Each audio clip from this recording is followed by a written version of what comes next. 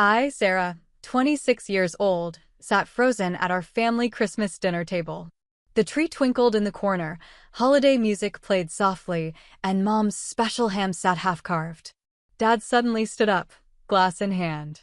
Everyone expected a toast, but instead, he pointed directly at me. "You're a leech," he announced to the entire family. "You can't stay here anymore." The silence was deafening. My heart shattered as everyone stared. In that moment of absolute humiliation, something hardened inside me. He would regret those words. Before I share what happened next, where are you watching from? Hit like and subscribe to follow my journey from being thrown out at Christmas to finally getting the justice I never expected. I graduated college during the worst economic recession in decades. Despite my marketing degree from a good state university, finding a job in my field seemed impossible. Every application disappeared into the void. After 3 months of desperate searching while my student loan grace period ticked away, I reluctantly asked my parents if I could move back home, just temporarily, until I found proper employment. Dad owned a successful commercial insurance brokerage that he'd built from scratch over 20 years. Our family enjoyed a comfortable upper-middle-class lifestyle in a suburban neighborhood with good schools and manicured lawns. We weren't wealthy, but we never worried about money. Dad paid for my college education without loans, something he reminded me of constantly after I moved back home. "Your education wasn't cheap," became his favorite phrase whenever I failed to secure a marketing position. Initially, both my parents seemed supportive. Mom helped me set up my old bedroom, and Dad assured me, "Take your time finding the right fit. You don't want to jump into something that won't advance your career." But as weeks turned into months, I noticed subtle changes in his attitude. It started with small comments over dinner. "Still no callbacks today?" he'd ask, a slight edge in his voice. To contribute something while continuing my job search, I took a position at Riverside Coffee, a local cafe 15 minutes from home. The pay was barely above minimum wage, but it gave me structure and a small income. I offered $400 monthly for rent and groceries, but Dad waved it away. "Keep it for your loans," he said. "Just focus on finding a real job." By month 4, his supportive facade began cracking.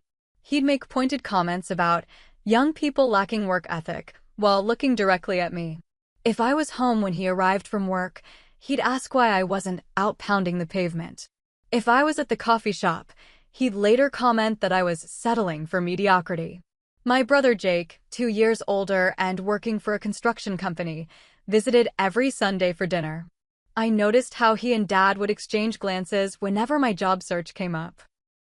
Jake had skipped college, a decision Dad never fully accepted despite Jake's steady employment. While Dad had readily paid my tuition, he had refused to invest in Jake's idea for a landscape design business 3 years earlier. "You need to prove yourself first," Dad had told him. "I'm not throwing good money after bad ideas." 8 months into my stay, I accidentally overheard Jake and Dad talking in the garage one Sunday evening. "She's taking advantage of you," Jake said. "Sarah's always been the princess. Now she's comfortable making coffee and living rent-free while I busted my ass without a degree." "You think I don't see it?" Dad replied. "Your sister needs to learn the real world doesn't coddle you." Their conversation explained the increasing tension at home. Jake had been poisoning Dad's perception of me, channeling his own resentment over Dad's differential treatment between us. The betrayal stung deeply, my own brother undermining me to our father. Despite the deteriorating atmosphere, I tried demonstrating my gratitude. I took over all the household cleaning, cooked dinner 3 nights a week, and handled grocery shopping. Mom noticed my efforts, but remained passively silent whenever Dad made his cutting remarks. Her conflict avoidance had been a hallmark of my childhood, but now it felt like another betrayal. The contradictions in Dad's behavior confused and frustrated me. He refused my offered rent money, then complained to relatives that I lived free. He criticized my coffee shop job, but also any time I took off for interviews. When I used my car, he commented on the gas I couldn't afford. When I stayed home to save gas, I was not networking enough. By November, I'd had several promising interviews with marketing firms that seemed impressed by the portfolio I'd built through freelance projects and volunteer work for local businesses. One company in particular, New Horizon Marketing, indicated they would have an entry-level position opening in January. For the first time, I felt hopeful about moving out by February. I shared this news at dinner, but Dad merely grunted, "I'll believe it when I see it." Mom changed the subject. Christmas arrived with a house full of extended family, my Aunt Melissa, Mom's sister, her husband Uncle Rob, and their college-age twins Emily and Tyler. Dad's brother Uncle Steve came with his new wife Brenda and her teenage son from a previous marriage. The tension in the house had been building for days as Dad complained about the expense of hosting, directing pointed glances my way as if I were personally responsible for the holiday's cost. I spent hours helping Mom prepare the perfect Christmas dinner, hoping the special occasion might soften Dad's attitude.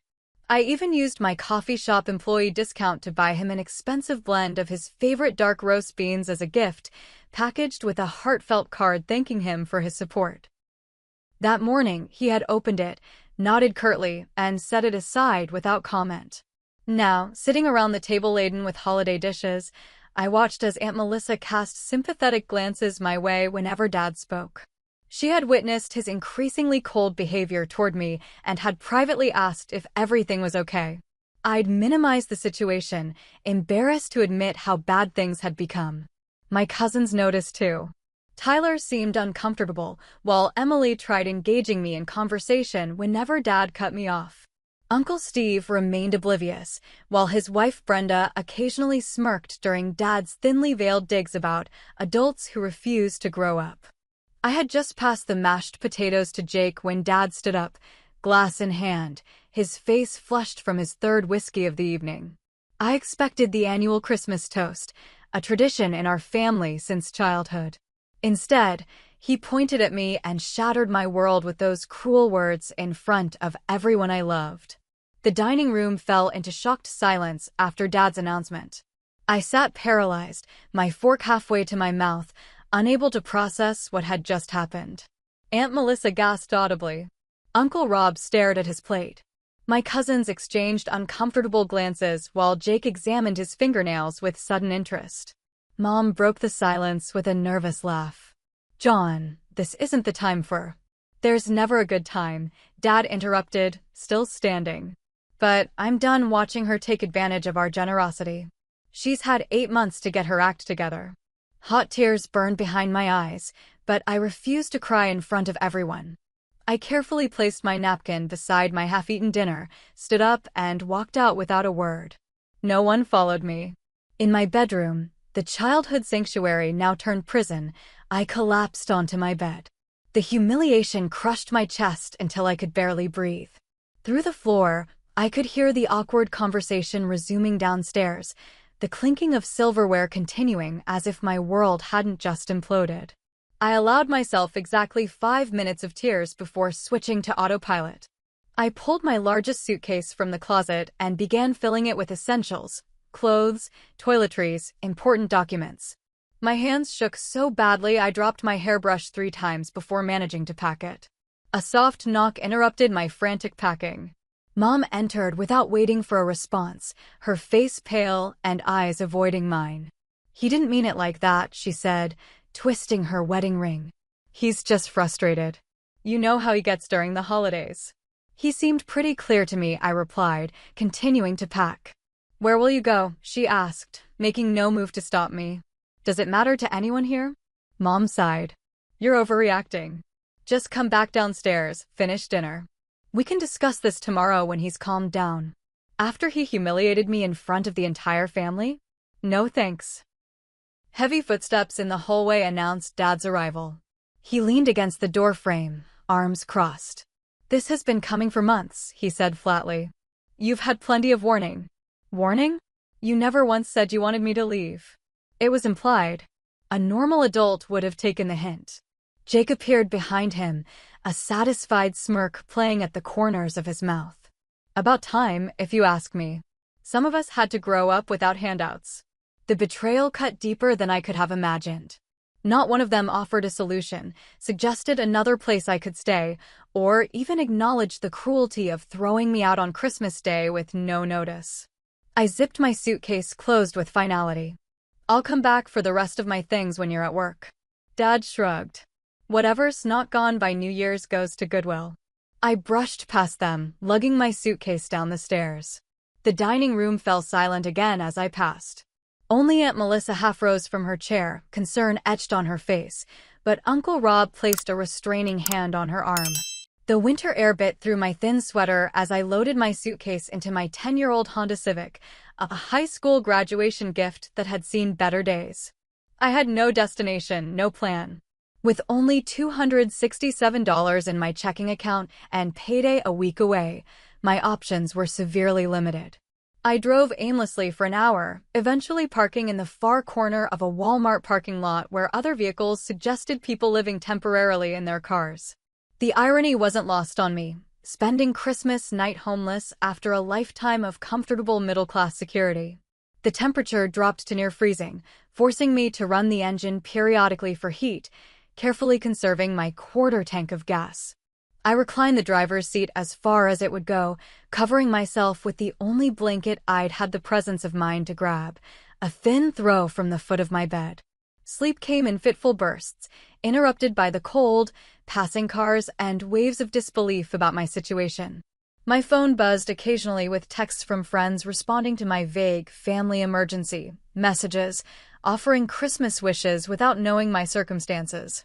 At 2:18 a.m., a text from Aunt Melissa lit up my phone. "Where are you? Are you safe?" John was completely out of line. "You can stay with us temporarily if you need to." Her offer brought fresh tears. At least someone in my family hadn't completely abandoned me.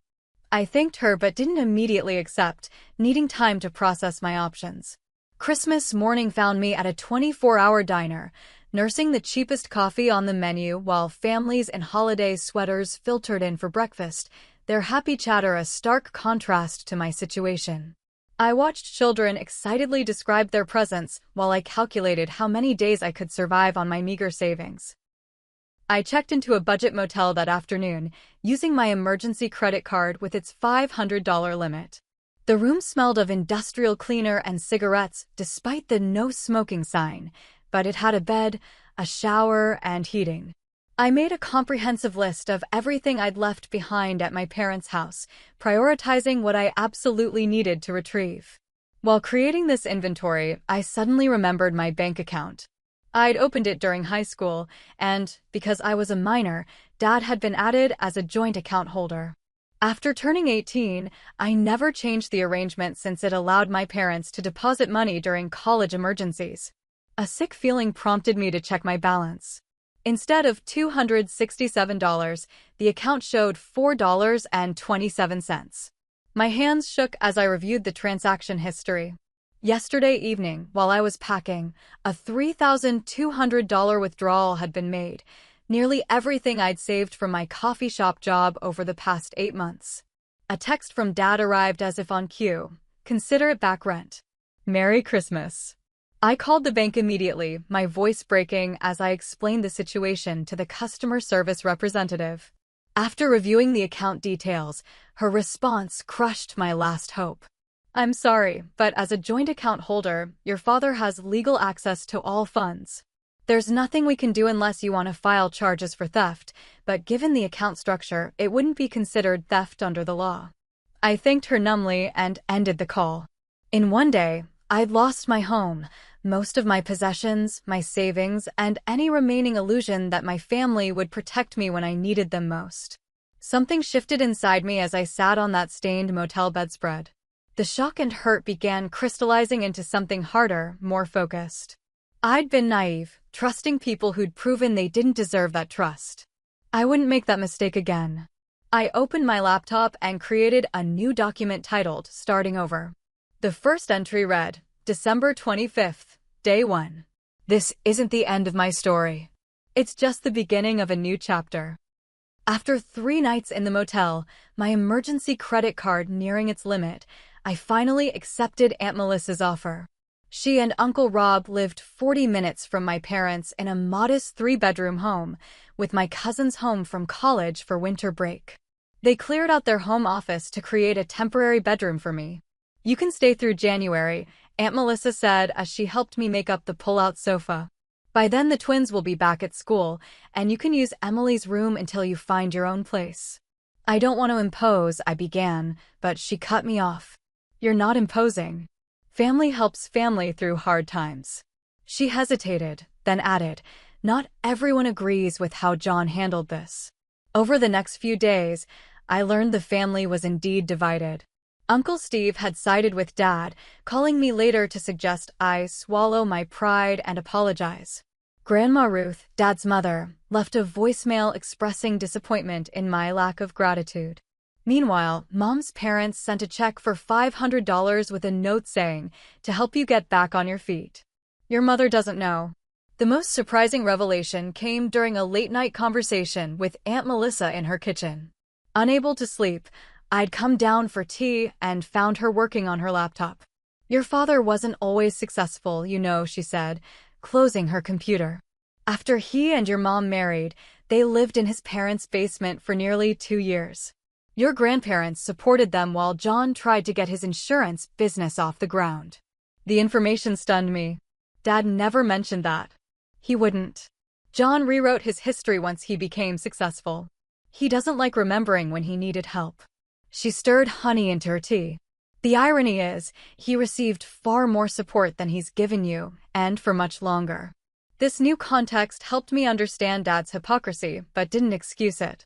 If anything, it made his treatment of me even more bewildering. My cousin Emily became an unexpected source of emotional support. Home from her 3rd year of psychology studies, she helped me process my feelings of betrayal.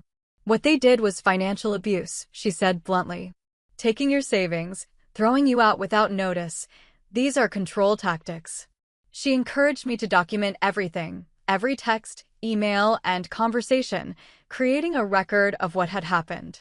Not necessarily for legal reasons, she explained, but for your own clarity.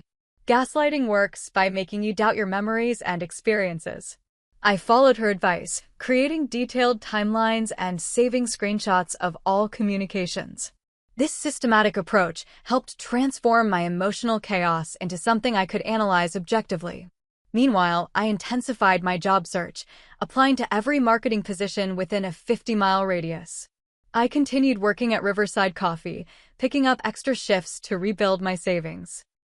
The manager, sympathetic to my situation, adjusted my schedule to accommodate interviews.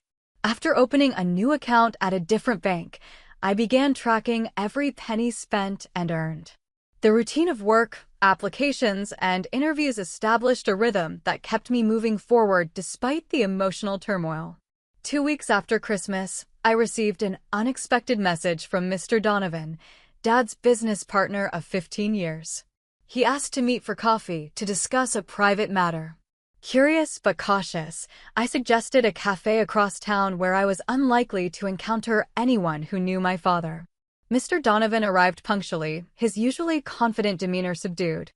I heard about what happened, he said after ordering. John's version, anyway. I wanted to hear yours. I gave him the unvarnished truth, including Jake's role and Dad taking my savings. His expression darkened as I spoke. That doesn't sound like the business partner I thought I knew, he said finally. But it does explain some recent concerns I've had. Over the next hour, Mr. Donovan revealed troubling patterns in Dad's business practices. Small discrepancies in accounting, client complaints being dismissed, risky investments made without proper consultation. Nothing definitively illegal, but enough to raise ethical questions.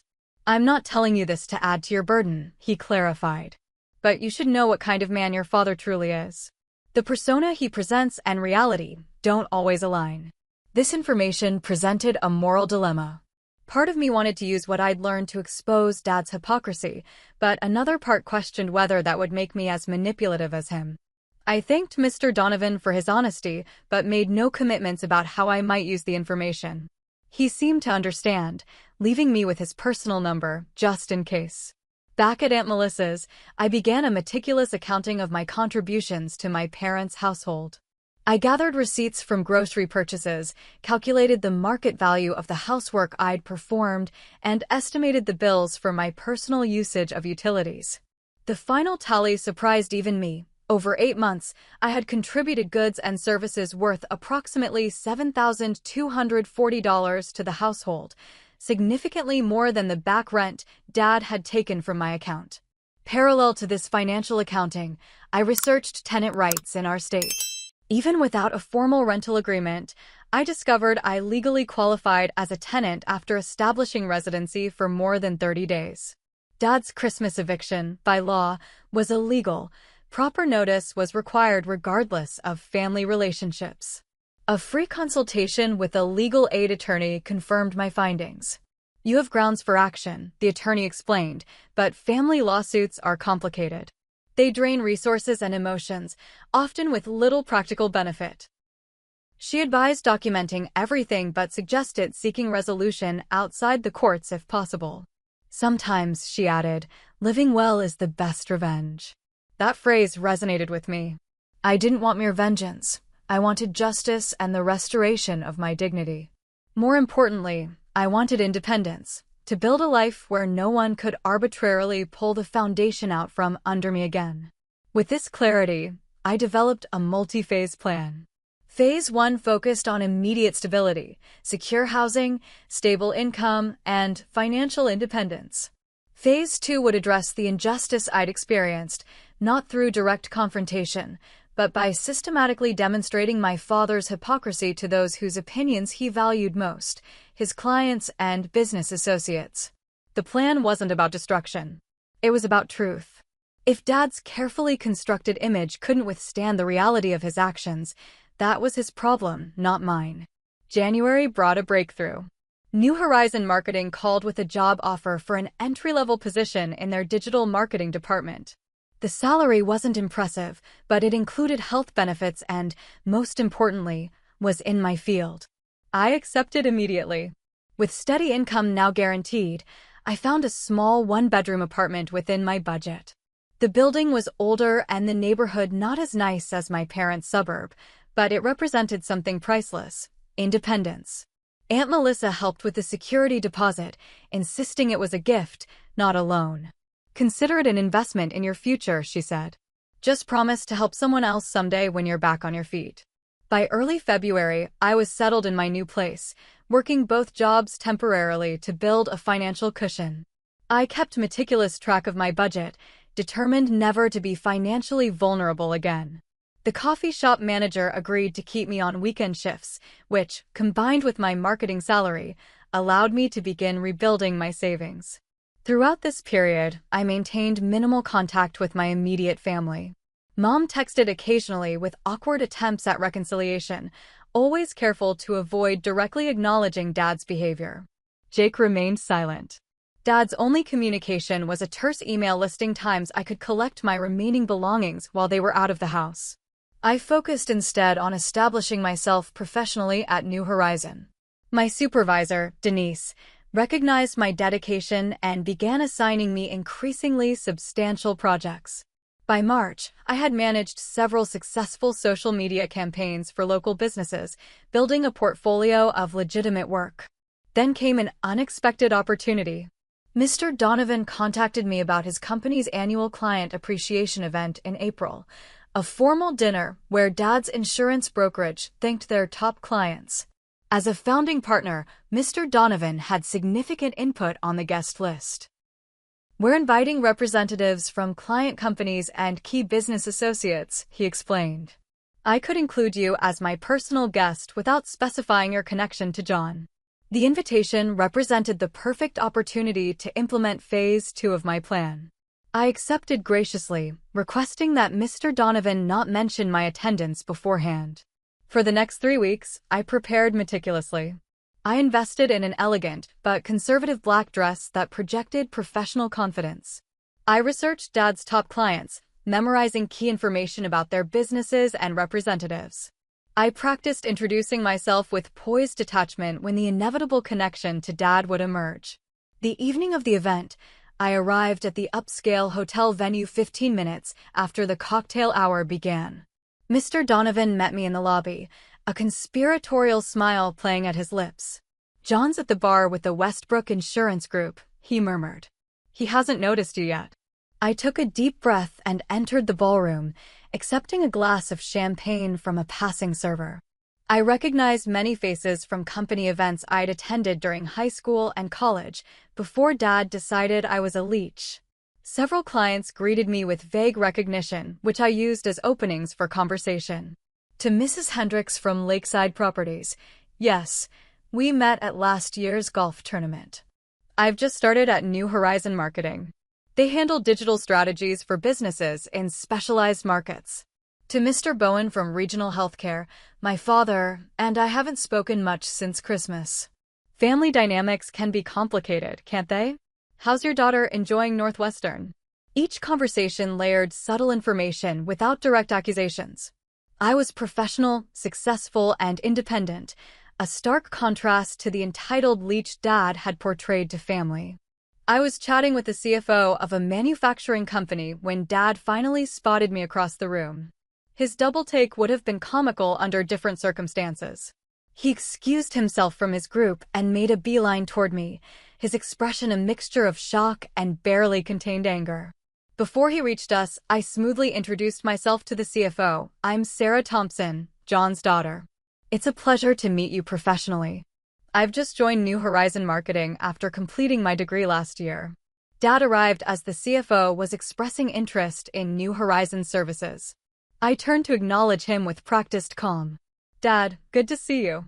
Mr. Ellis and I were just discussing how digital marketing strategies can complement traditional business models. His jaw tightened at my composure. Sarah, I didn't know you were attending. Mr. Donovan kindly invited me. He's been very supportive during my transition to independent living. The emphasis on independent wasn't lost on Dad or the CFO, who looked between us with newfound interest. Your daughter is quite impressive, John Ellis said. You must be proud of how quickly she's established herself. Dad's smile didn't reach his eyes.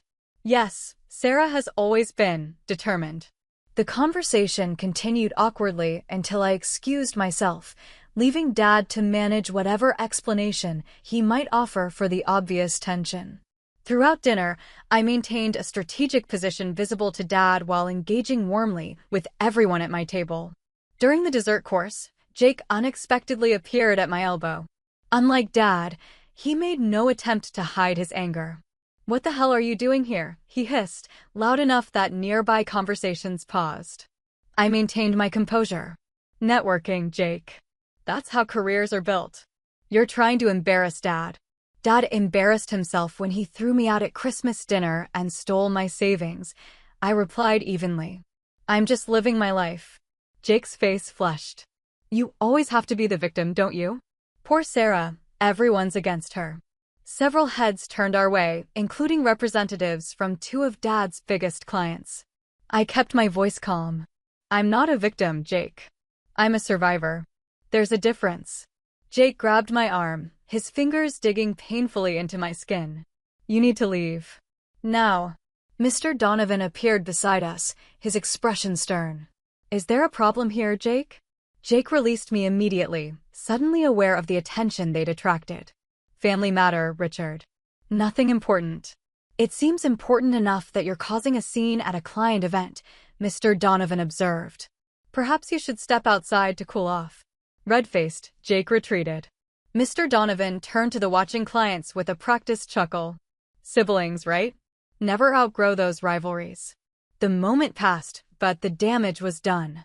I noticed clients watching Dad with new speculation, connecting his son's inappropriate behavior with whispers of family drama. As the evening wound down, I made a point of exchanging business cards with 3 of Dad's most significant clients, including Mr. Ellis. My job title at New Horizon gave me legitimate reason to connect with them professionally, while the evening's tension raised questions about Dad that I had carefully avoided answering directly. Dad cornered me as I retrieved my coat. What do you think you're doing? He demanded, keeping his voice low. Building my future, I replied. Isn't that what you told me to do when you threw me out at Christmas? You're deliberately undermining me with my clients. I haven't said a single negative word about you to anyone, I pointed out truthfully. If your relationships are damaged by my mere presence, perhaps you should examine why. I left him standing there, walking out with my head held high. In my car, I allowed myself a moment of satisfaction. The evening had gone better than I'd anticipated. Without making any accusations or causing any scenes, I had planted seeds of doubt about Dad's character among the people whose opinions he valued most. My phone buzzed with a text from Dad. "What do you think you're doing?" I smiled as I typed my reply, "Building my future, like you told me to." Later that night, Mom called, her voice tight with anxiety. "Your father is very upset. Why are you trying to hurt the family this way?" "I'm not hurting anyone, Mom. I attended a business event as an invited guest and behaved professionally. Jake was the one who caused a scene." "You know what I mean, Sarah. These people are your father's livelihood. And my livelihood is my responsibility now, remember? Isn't that what Dad made very clear at Christmas?" Her silence acknowledged the trap of their own making. They had forced independence upon me, then resented when I actually became independent. As I prepared for bed that night, I realized phase 2 of my plan had been more effective than I'd dared hope. The best revenge wasn't loud or destructive. It was simply allowing the truth to be seen. The weeks following the client event brought unexpected momentum. At New Horizon, Denise assigned me to lead a small project for a local credit union, impressed by my previous work. I threw myself into the opportunity, determined to prove my professional worth. Meanwhile, I analyzed what I'd learned about Dad's business vulnerabilities from conversations at the event. Several clients had mentioned frustrations with outdated communication systems and insufficient digital presence, exactly the services New Horizons specialized in improving. Without directly targeting Dad's clients, I developed a strategic outreach plan focusing on businesses in the insurance industry. This legitimate professional approach allowed me to contact several of Dad's clients without appearing to specifically pursue them. Within 2 weeks, 3 companies, including Mr. Ellis's manufacturing firm, requested meetings with New Horizon to discuss potential marketing services. Each expressed interest in modernizing their customer communication systems after receiving my carefully crafted proposal emails. I didn't hide these developments from Denise. These contacts came from networking at an industry event, I explained truthfully. One happens to be a client of my father's insurance firm, but there's no conflict of interest in what we're offering. Denise was delighted by the potential new accounts. "This is exactly the kind of initiative we look for. Keep it up, and you'll be moving up quickly here." I scheduled the client meetings for the following week, preparing comprehensive presentations tailored to each company's needs. The night before the first meeting, Dad called. The first direct call since Christmas. "Cancel those meetings," he demanded without preamble. "Hello to you too, Dad. Don't play games.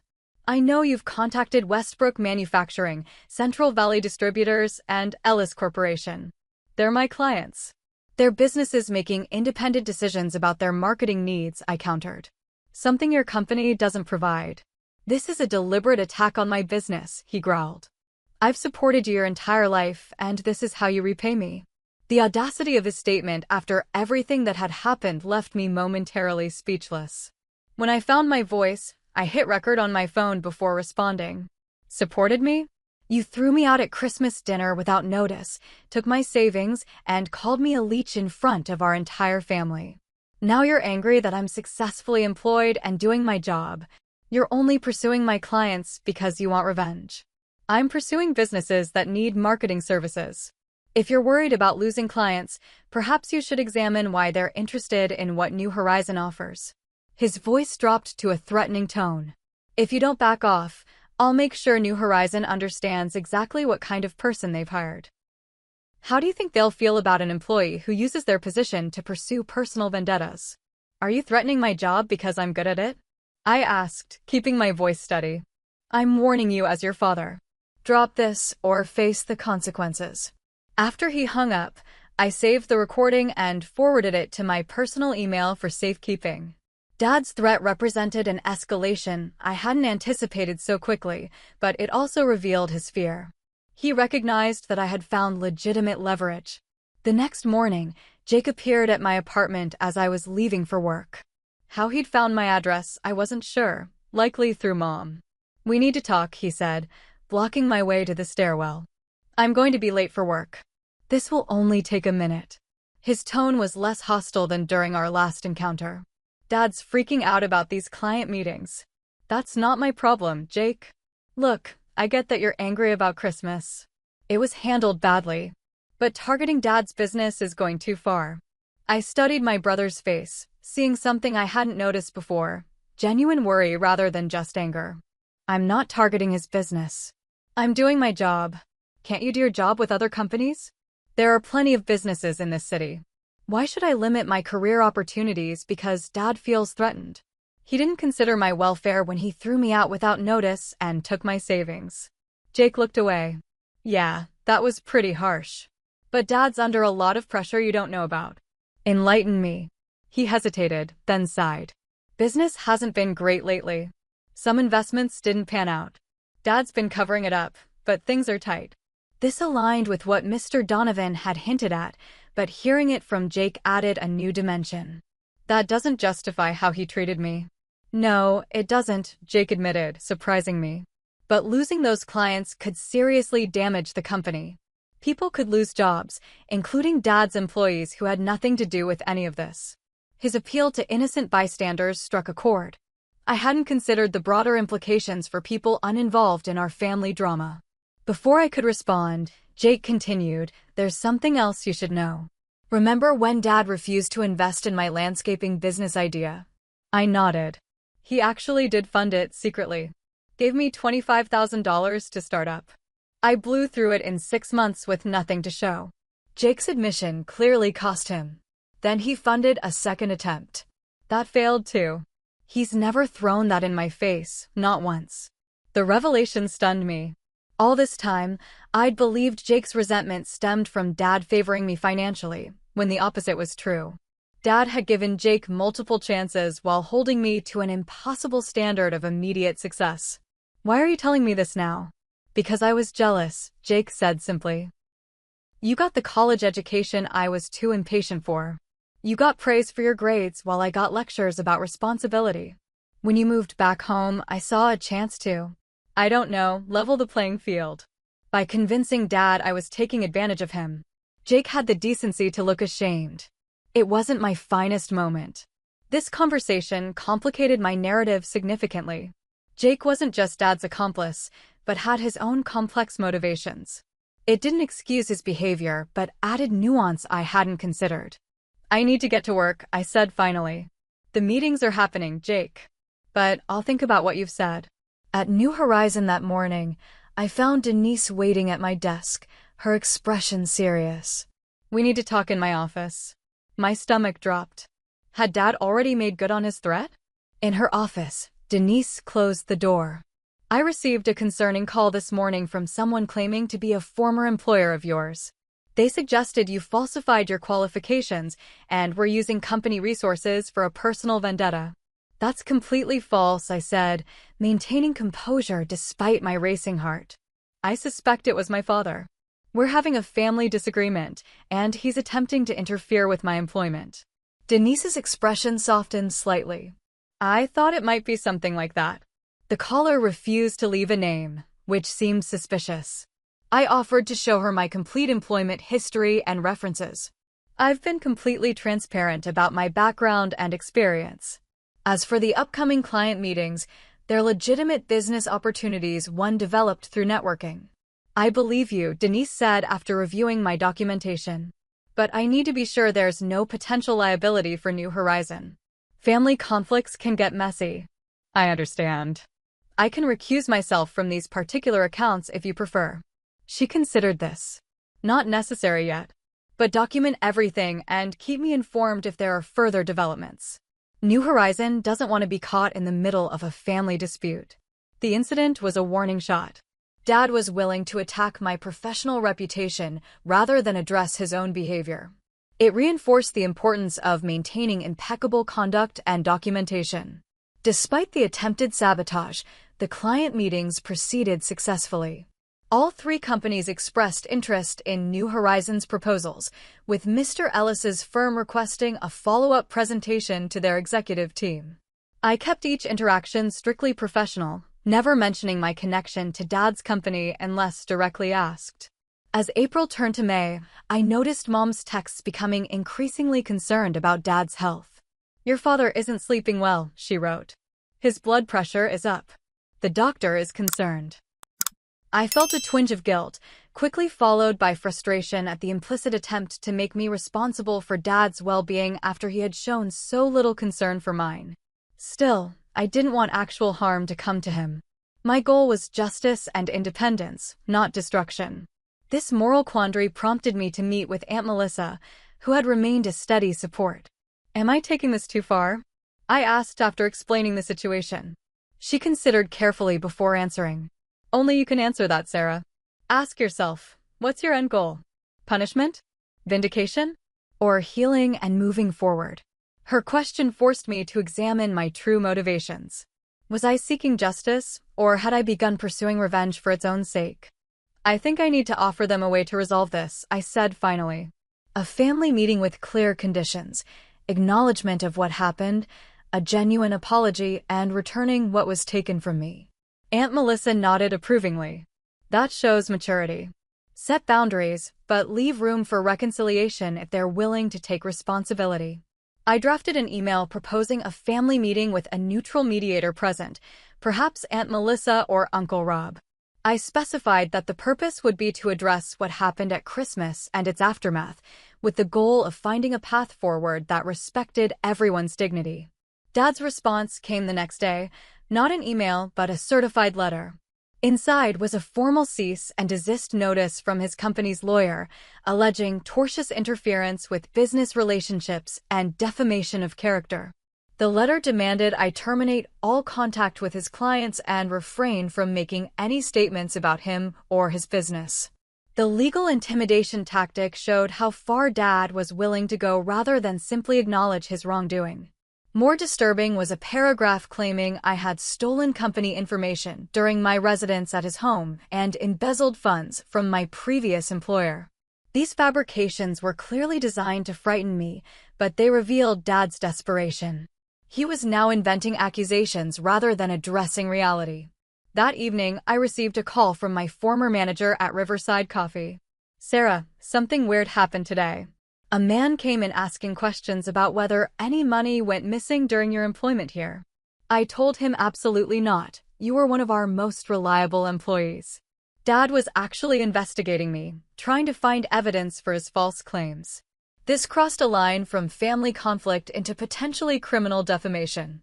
I consulted with the legal aid attorney again, who reviewed the cease and desist letter. This is mostly bluster, she said. They have no case for tortious interference if you're legitimately performing your job duties. As for the defamation and theft claims, those could actually constitute defamation against you if he's making these statements to third parties without evidence.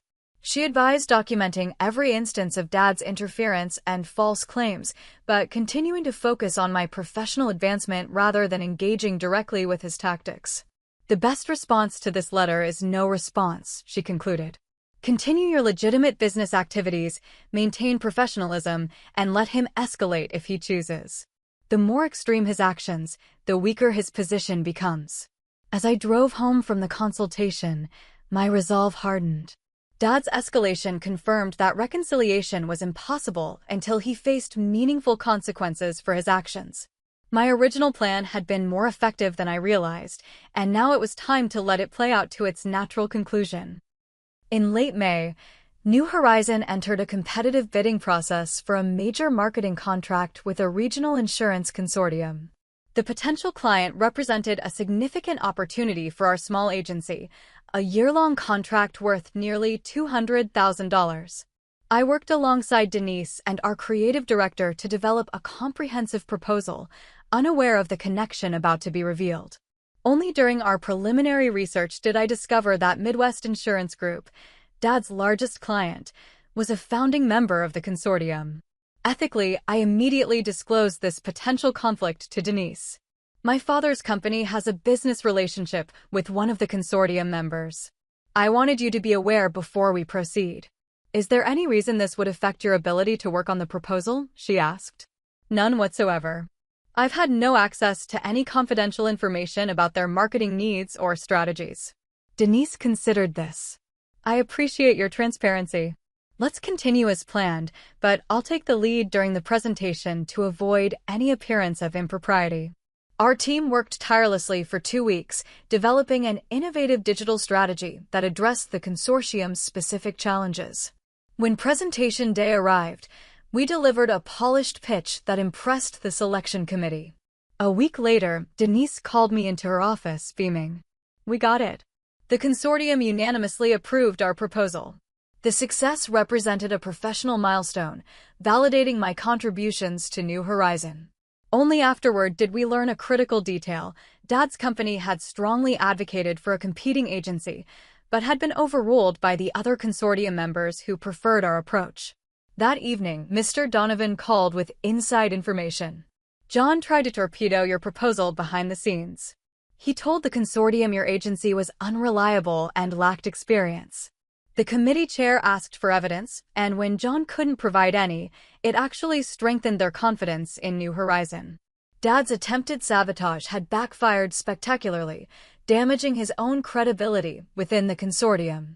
I felt vindicated but took no pleasure in the knowledge that his behavior was self-destructive. The following day, I received an unexpected call from Mom requesting to meet privately. Not at the house, she specified. Somewhere neutral. We arranged to meet at a restaurant halfway between our homes, an Italian place we'd occasionally visited as a family during happier times. Mom arrived looking thinner than I remembered, with new worry lines around her eyes.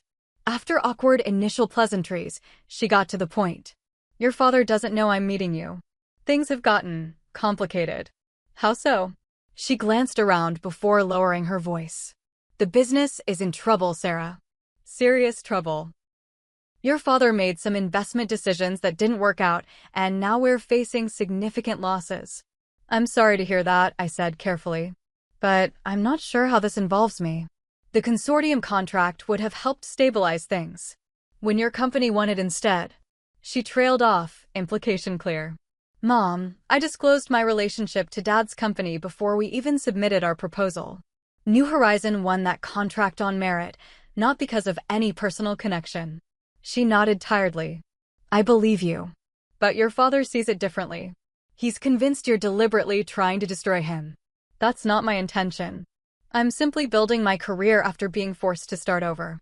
Mom twisted her wedding ring, a nervous habit I remembered from childhood. We had to remortgage the house last month. If things don't improve, we might lose it. The revelation stunned me. My parents' house had been fully paid off for years, a point of pride Dad frequently mentioned. For them to risk it suggested financial troubles far beyond what I'd imagined. Does Dad have a plan? I asked. He says he does, but he won't share the details. He's been secretive about the business for months now. I'm worried, Sarah. I've never seen him like this. Angry, paranoid, afraid. Her vulnerability awakened complicated feelings. Despite everything, this was my mother, the woman who had nursed me through childhood illnesses, celebrated my achievements, taught me to read. Her complicity in Dad's behavior hadn't erased those memories. What do you want from me, Mom? Her eyes filled with tears. I want this conflict to end. Whatever happened at Christmas was terrible, inexcusable. But this escalation is destroying our family. Can't you just let it go? For all our sakes. The request felt like another betrayal. Once again, I was being asked to absorb the damage, to prioritize family peace over justice and my own well-being. I haven't done anything to Dad, I said evenly. I haven't spread rumors or tried to damage his business. I've simply moved forward with my life and career after he left me homeless on Christmas Day and stole my savings. I know, and it was wrong. I should have stopped him. This was the closest Mom had come to acknowledging her role. But right now, we're all suffering. Your father's health is declining. He's not sleeping, barely eating. I realized Mom genuinely didn't understand that reconciliation required accountability. In her worldview, peace meant victims silently accepting mistreatment while offenders faced no consequences. Mom, I can't just pretend nothing happened. Dad needs to acknowledge what he did and make amends. That includes returning the money he took from me. She looked down at her barely touched pasta. He doesn't have it anymore. The money went into the business trying to cover losses. This new information created an ethical dilemma. My desire for justice remained unchanged, but the context had shifted. If Dad was truly facing financial ruin, pursuing restitution might hurt my mother and others who depended on the business. I need time to think about this, I said finally. Mom reached across the table to squeeze my hand. That's all I'm asking. Just think about it. After she left, I sat alone with my conflicting emotions. The situation had become more complex than a simple narrative of betrayal and justice. Real people, including innocent employees at Dad's company, could be affected by his downfall. The next day, I contacted Mr. Donovan, seeking greater clarity about the business situation. We met at his home office, away from potential workplace observers. Your mother's concerns are valid, he confirmed after I explained our conversation. The company has been struggling for nearly a year. Your father made several high-risk investments that failed spectacularly, then tried to recover with increasingly desperate measures. Why didn't you stop him? You're a partner. Mr. Donovan sighed heavily. On paper, yes. In practice, John has been making unilateral decisions, sometimes without my knowledge until afterward.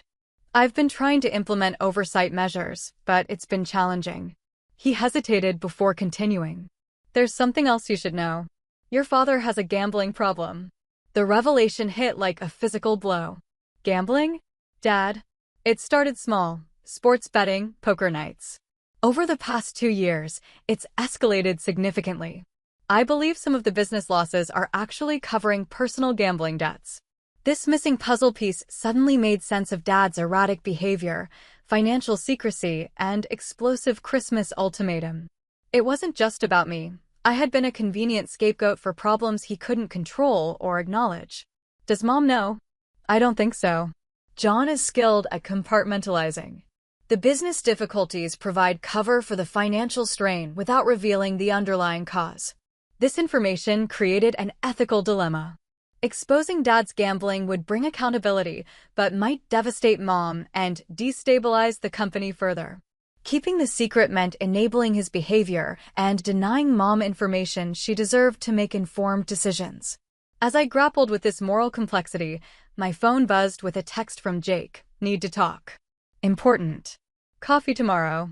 Jake and I met at a neutral location, a busy coffee shop downtown. His demeanor was subdued, lacking the defensive hostility of our previous encounters. I found something you should see, he said, sliding a folder across the table.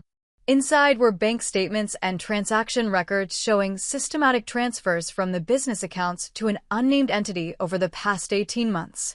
The amount started small, but increased dramatically, totaling over $180,000. Where did you get these? I asked. I've been helping with some administrative work at the office.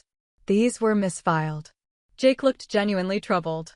I think Dad's in serious trouble, Sarah. This doesn't look legitimate. Have you confronted him? Jake shook his head. I tried asking general questions about the business finances. He shut me down completely, became defensive and angry. What do you want me to do with this information? I don't know, Jake admitted. But I couldn't just ignore it. Despite everything, he's still our father. This unexpected alliance with Jake represented a significant shift. His willingness to share potentially damaging information suggested he was prioritizing truth over blind loyalty. I think we need to bring Mom into this conversation, I said finally. She deserves to know what's happening. Then together we can determine how to address it. Jake nodded slowly. You're right. This affects her most directly. He hesitated. For what it's worth, I'm sorry about Christmas. And everything after. I let jealousy cloud my judgment. His apology, though overdue, felt sincere. We were both pawns in a game we didn't understand, I acknowledged. Dad's issues clearly go beyond either of us. We agreed to approach Mom together, presenting a united front motivated by concern rather than accusation. The conversation wouldn't be easy, but it was necessary, both for the family's well-being and for any possibility of healing the damage that had been done. As Jake and I parted, I realized my perspective had fundamentally shifted. What had begun as a quest for personal justice had evolved into something more complex, a family in crisis needing intervention rather than further conflict. Dad's behavior remained inexcusable, but the context of addiction added a dimension of illness to his actions that couldn't be ignored. My revenge plan had succeeded beyond expectations, but the victory felt hollow in light of these revelations. The path forward would require wisdom and compassion alongside the strength and independence I'd fought so hard to establish. After careful planning with Jake, we arranged to meet Dad at his office after hours when the building would be empty. We deliberately didn't mention that Mom would be joining us, concerned he might refuse to attend if he knew. Mr. Donovan agreed to be present as both a business partner and a moderating influence. I arrived first, the manila folder containing the financial records and my own documentation heavy in my hands. The office felt smaller than I remembered from childhood visits. The imposing space diminished like the man himself. Dad entered with Mr. Donovan, stopping abruptly when he saw me. "What is this, an ambush?" "It's a conversation that's long overdue," I replied evenly. When Jake arrived with Mom moments later, Dad's expression shifted from anger to something closer to fear. "You had no right to involve your mother in this." "She has every right to know what's happening," Jake countered. "This affects her future too." We moved to the conference room, tension thick as we took seats around the polished table. I began by laying out a timeline of events starting with Christmas dinner, supported by texts, emails, and financial records. I presented the facts without emotional commentary, letting the evidence speak for itself.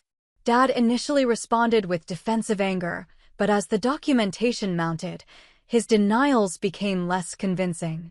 When I placed the bank transfers Jake had discovered on the table, he fell silent. "John," Mom said quietly, "what are these payments?"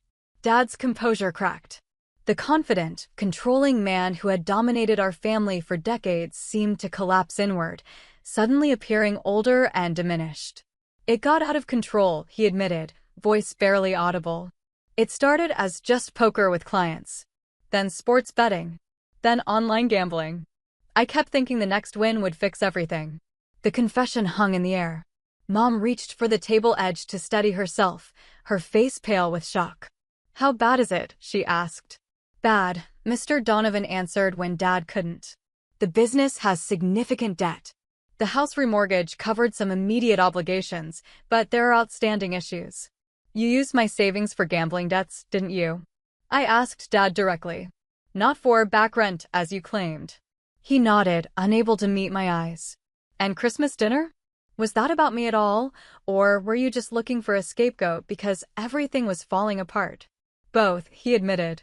I was desperate, angry, looking for someone to blame. "You were an easy target." His honesty, however belated, opened space for a real conversation.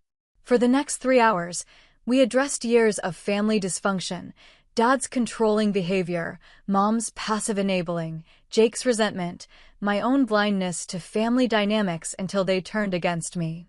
By midnight, we had outlined a path forward.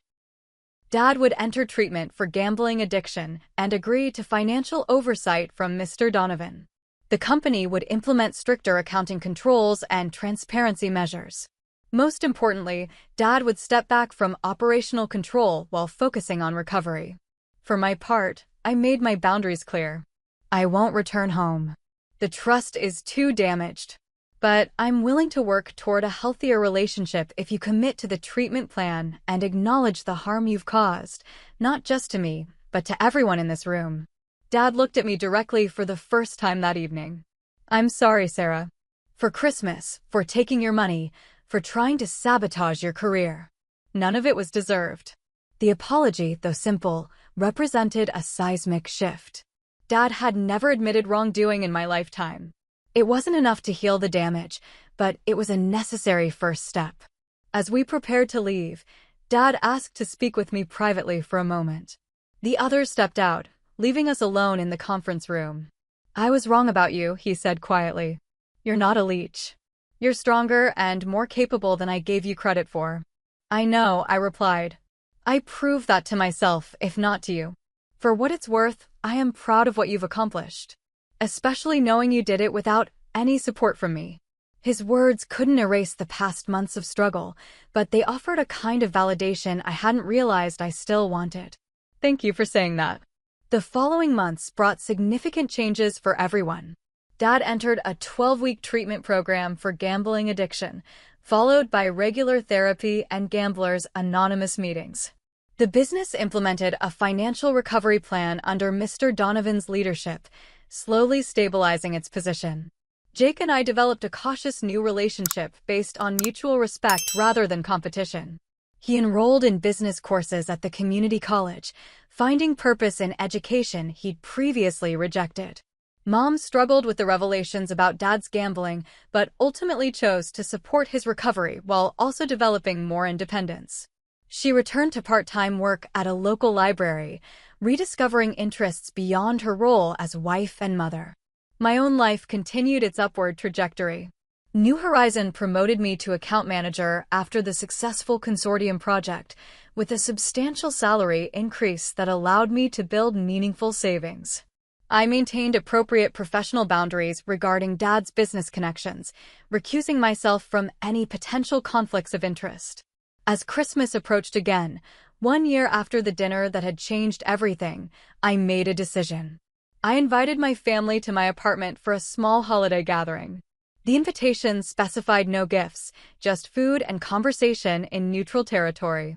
To my surprise, everyone accepted. On December 23rd, they arrived bearing dishes for our potluck dinner. The apartment I'd furnished piece by piece over the year felt like a physical manifestation of my journey to independence. Conversation was initially awkward but warmed as the evening progressed. We carefully avoided contentious topics, focusing instead on neutral ground: Jake's classes, Mom's library work, my recent promotion. Dad, 9 months sober, spoke less than usual but listened more attentively. After dinner, Dad asked to make a toast.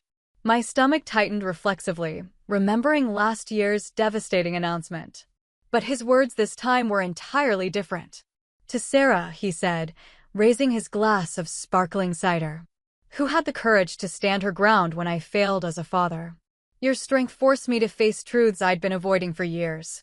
I'm still working to become the person you deserve to have as a parent, but I'm grateful for the chance to try. Tears pricked my eyes as we clinked glasses. The moment wasn't perfect. Too much had happened for fairy tale endings, but it represented something real: accountability, growth, and the possibility of a relationship built on mutual respect rather than power and dependency. Later, as they prepared to leave, Dad handed me an envelope. This doesn't make up for everything, but it's a start. Inside was a check for $3,200, the exact amount he had taken from my account last Christmas. I've been saving from my personal allowance during recovery, he explained. It mattered to me to return this specifically from my own funds, not the business. The gesture, while symbolic, acknowledged the concrete harm he had caused. I accepted it with a simple, thank you. After they left, I sat in my quiet apartment reflecting on the year's journey. I had entered it homeless, betrayed, and alone on Christmas night. Now I had a home of my own, a thriving career, and healthier relationships with my family, not because I had compromised or capitulated, but because I had refused to accept mistreatment. The revenge I had originally sought had evolved into something more valuable: accountability that created space for genuine change. By standing firm in my truth rather than accepting gaslighting and manipulation, I had forced a reckoning that ultimately benefited everyone involved. Most importantly, I had discovered my own resilience. The painful crucible of that Christmas dinner had forged me into someone stronger, more independent, and more discerning about the relationships I would accept in my life. As I placed Dad's check in my desk drawer, I realized the most significant gift of this difficult year: the knowledge that no one could ever make me feel like a leech again. I had built something no one could take away, not just financial independence, but the unshakable confidence that came from surviving betrayal and emerging stronger on the other side. Have you ever had to stand up to family members who treated you unfairly? What helped you find the strength to set boundaries while still leaving room for reconciliation? Share your experiences in the comments below, and don't forget to like, subscribe, and hit that notification bell to hear more stories of resilience and redemption. Thank you for joining me on this journey, and remember, sometimes the family we build is stronger than the family we're born into.